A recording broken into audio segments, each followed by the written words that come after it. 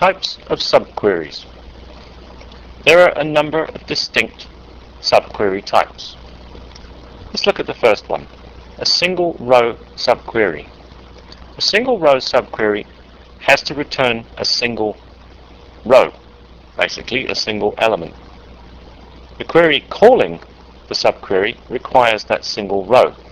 For instance, you couldn't say where category ID is equal to multiple rows because it simply wouldn't make sense. You would actually get an error if this query produced more than a single row. Let's take a look at an example. First of all, let's set our columns, just to make sure the information doesn't wander off the screen.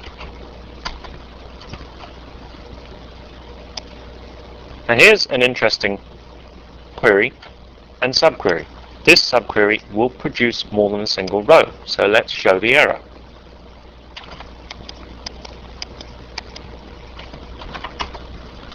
And here's the response. Select category ID from category produces all the rows in the category table. We cannot say is one value equal to 34 different values. It simply doesn't make sense.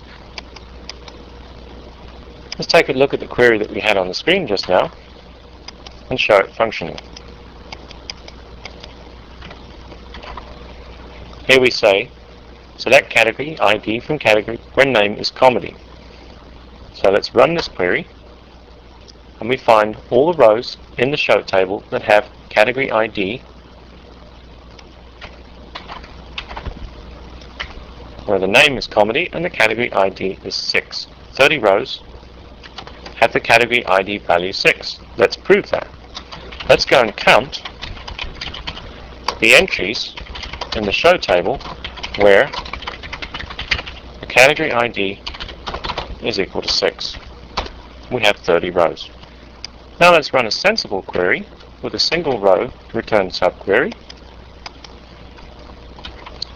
for all categories which are comedy. And as you can see, these are all comedy venues with comedy acts.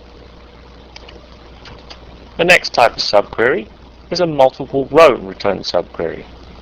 In this case, we would need to check from the calling query into the subquery for membership as opposed to an exact match. So in this case, the subquery can return many rows. So let's take a look at a multiple row returning subquery.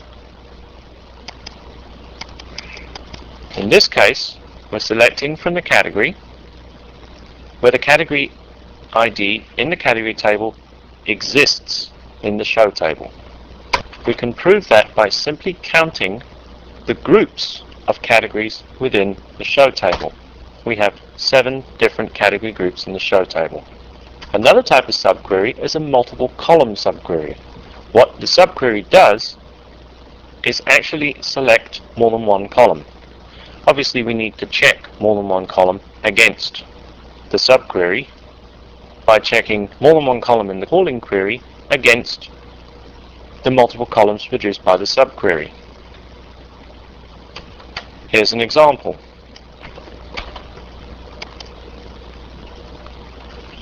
Here's a list of rows, or should we say venues and acts, which have tickets in the ticket table. This query here will return multiple columns from the ticket table. Another type of subquery, or 2 types of subqueries, are actually the regular and correlated subqueries.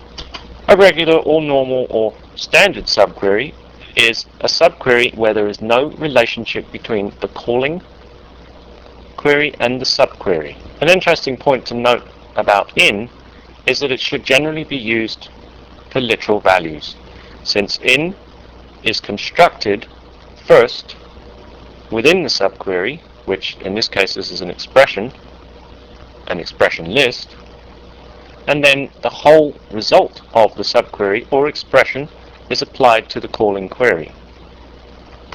Let's run that regular subquery. We get 10 rows from the category table whose category ID is in that set of numbers, 1 to 10. The correlated subquery. In the correlated subquery, there is a relationship between the calling query and the subquery. This relationship is established based on one or more tables in the calling query using the exists clause, passing a result from the calling query down into the subquery where the subquery table, in this case category ID, is matched against the category ID from the calling table. This is very important to remember. The exist clause is much faster than in this example. Why? Firstly, as you remember, I said that in will pre-execute this SQL statement or this expression within this subset, subquery or expression. Exists will actually pass an index value, if one exists on the category ID, which is what's used here, down into the subquery. So you'll match indexes between the calling query and the subquery. As I said, in doesn't do this because in executes the entire subquery first. In is very quick for literal values. Don't always use indexes. It is sometimes faster to read a whole table. That's tuning. But the difference between in and exists applies in this case, because in will use indexes. If your files are small, you don't necessarily need to use indexes. It could be faster to simply read the table and moreover the whole table rather than read the index and the table.